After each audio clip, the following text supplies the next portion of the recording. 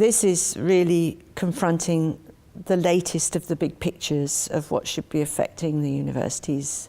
The idea that the future lies in a global knowledge economy and that universities should be reformed to drive that economy. And that as a result, the internal organisation of the university is changed, the management, the auditing, the core functions of how we do research and what we mean by teaching and how we do teaching. And the very essence of who, as academics, we are and how we should be.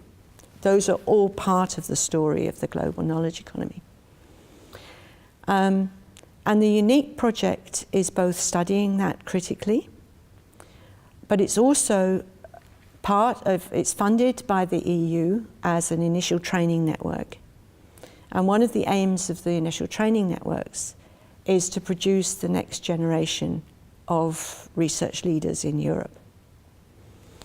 So this raises the other issue then of how to train a cohort of doctoral students to be reflexive practitioners, to understand that their positioning, the way they think of themselves, the way they position themselves in their interactions with each other, in their institutions, has the potential to create the institutions of the future that they want to inhabit.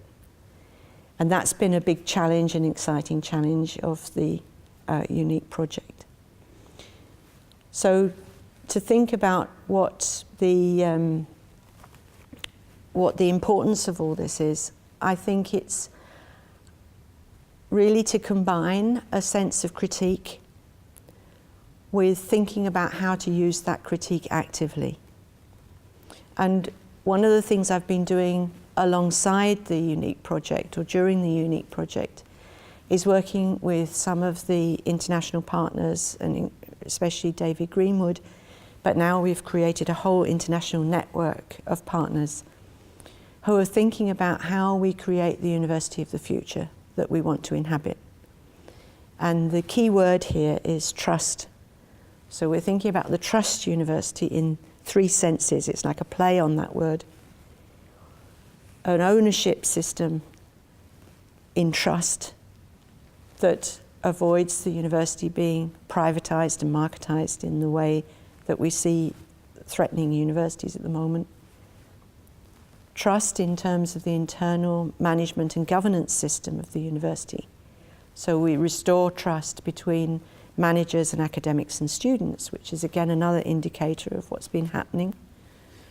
And third, trust between the university and society.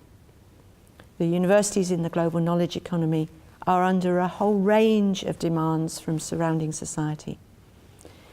And how do we both assert what the core values of the university are in those negotiations and restore a sense of trust in relationships with the range of civic and economic and political interests that want to influence the future of the university.